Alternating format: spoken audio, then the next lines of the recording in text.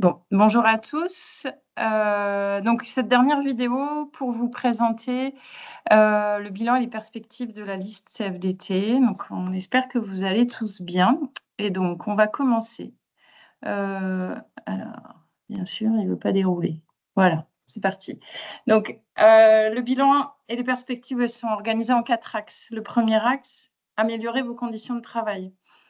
Le bilan au niveau national, de ce premier objectif, en fait, on peut noter l'accord sur les instances de représentation du personnel. Donc, grâce à ce travail-là, il y a eu la mise en place du comité social et économique, donc qui se mettra en place concrètement à la suite de ces élections. Un véritable travail, en fait, pour les équipes nationales concernant cet accord. Ensuite, il y a eu un travail sur l'accord sur la rupture conventionnelle, ce qui permet de sécuriser l'ensemble des salariés du réseau.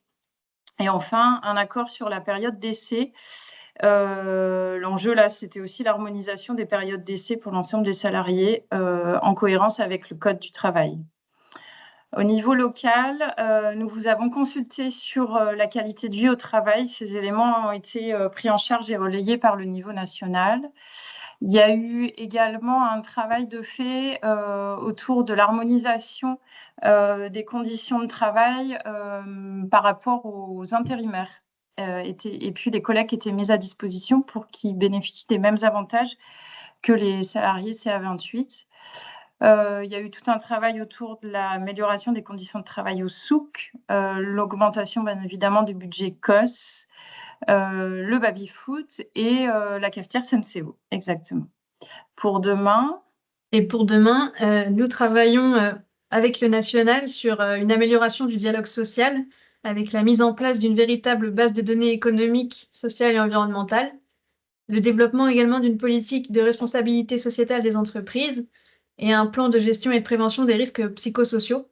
Et la force de cette liste, c'est de pouvoir travailler sur ces sujets au niveau national pour pouvoir les décliner ensuite au niveau local et les appliquer de façon plus facile. Et ensuite, au local, on va aussi se pencher sur le maintien du COS, comme ça vous a été présenté lors de la réunion, sur une nouvelle actualisation du DERP et une concrétisation du projet de ping-pong. Alors, deuxième objectif, c'était défendre votre temps de travail. Donc, le bilan au niveau du national. Donc, le fameux accord cadre sur le télétravail, donc l'application possible à l'ensemble des salariés avec une possibilité d'aller jusqu'à 90 jours, de 45 à 90 jours. L'accord sur les congés exceptionnels pour événements familiaux. Donc là, c'était pour mettre en cohérence toujours le réseau. Et puis, ça nous a permis en fait d'aller au-delà du Code du travail. Et puis, on a refusé, la CFDT a refusé l'accord sur le forfait jour. Donc, les conditions proposées par les employeurs n'étaient pas acceptables. Au niveau local, nous avons consulté sur le télétravail pour nous permettre de, avant l'accord national, de mettre en place un accord départemental pour avoir les 20 jours de télétravail dès 2022. Et puis, nous avons décliné l'accord national avec les 45 jours en 2025. Et demain, du coup, on garderait toujours un aspect plutôt national pour avoir un cadre qui sera ensuite décliné à la chambre locale. Donc, un suivi de la charge de travail des salariés et le respect des plans de charge, une reconnaissance et le paiement des heures supplémentaires. Et puis après, vraiment, au niveau local, ce serait une renégociation de l'accord télétravail pour demander 90 jours, donc doubler par rapport à ce qu'on avait actuellement, et redemander l'assouplissement des règles de prise de congé, notamment estivales, donc demandé chaque année par la direction. Enfin, refusé par la direction, demandé chaque année par les salariés. Donc toujours continuer la même démarche qu'on a eue jusque-là et essayer d'avoir enfin cet accord. Alors, l'objectif 3, défendre votre rémunération. Donc, au niveau national, donc, presque chaque été, nous avons obtenu une augmentation de la valeur du point. Donc, vous avez les valeurs ici. Et puis, il y a eu un accord cadre sur la mise en œuvre de primes de cooptation. Au niveau local, donc, les choses ont été très actives.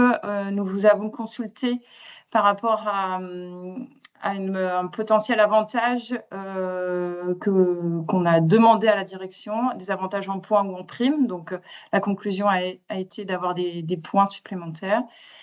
Il y a eu un travail de défense au niveau régional du forfait repas. Il y a eu la mise en œuvre de l'accord prime collective de résultats. D'abord 20%, puis 30% en fait Alors, la base de calcul, Francis. C'est sur le résultat annuel de la Chambre. Voilà. Ensuite, quand c'était possible, il y a eu des négociations de primes collectives défiscalisées pour un cumul de 2 600 € net. La prime collective, ça représente 3 000 € net cumulés perçus. Et vous avez obtenu 4 à 6 points supplémentaires pour tous pour compenser l'inflation. La complémentaire a été prise en charge à 100% par l'employeur. Donc ça, c'est inscrit dans un accord départemental. Et puis 80 € de chèque cadeau et 150 € de chèque vacances obtenus qui sont versés au travers du COS pour les 150 € de chèque vacances.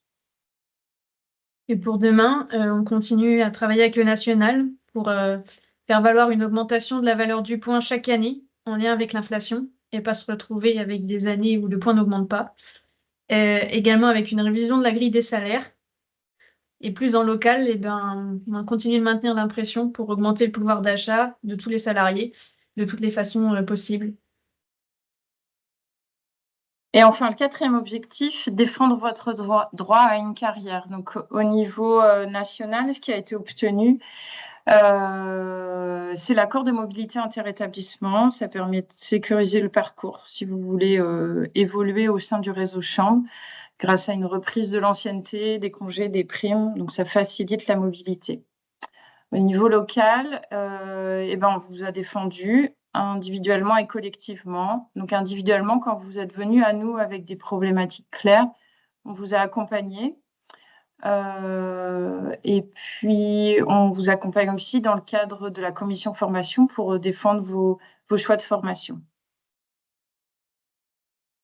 Et demain, donc toujours au niveau national qu'on défend et qu'on réappliquera au niveau local, un vrai accompagnement des nouveaux arrivants, une gestion prévisionnelle des emplois et des compétences. Toujours sur l'aspect compétences, revoir un peu la classification et la reconnaissance surtout de ces compétences-là développées par les salariés.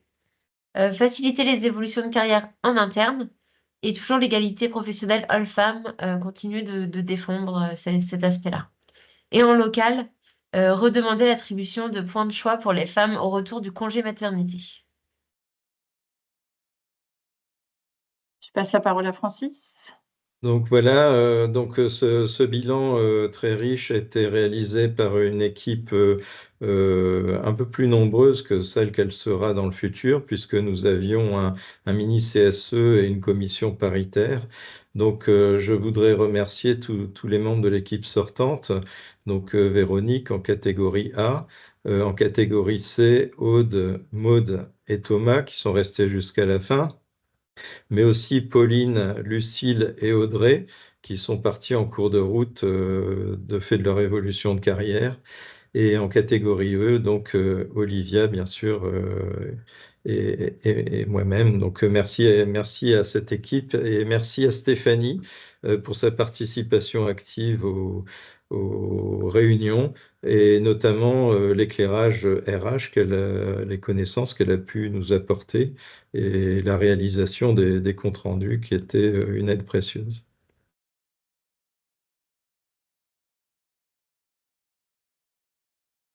Et donc, pour ce nouveau CSE, la CFDT présente une nouvelle liste. Donc, c'est vraiment rattaché au syndicat CFDT, mais tous les membres ne sont pas tous adhérents au syndicat. L'équipe se voulait soudée et ouverte vraiment à tout le monde pour être au plus proche de vous et bien vous écouter et faire remonter tous les besoins. Donc, pour cette élection par catégorie, en catégorie A, nous n'avons pas de candidats. En catégorie C, du coup, on a voulu une parité pour cette catégorie-là. et aussi pour l'autre catégorie. Donc, il y a 2 femmes qui se présentent, Alexandra et moi-même, Emmanuel. Et en catégorie C, Antoine et Camille. En catégorie E, Francis et Olivia veulent continuer sur leur lancée et se représenter pour la prochaine élection.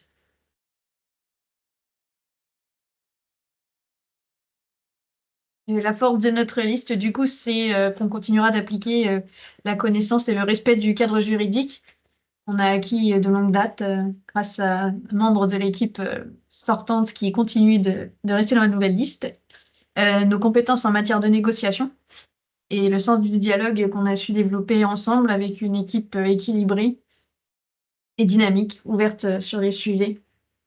Donc, on espère que ces petites vidéos vous ont aidé à comprendre un peu plus pour les élections, mais aussi nous, les valeurs qu'on porte et qu'on veut continuer à défendre. Et donc, merci de voter pour nous dès le premier tour. Si. Merci à tous.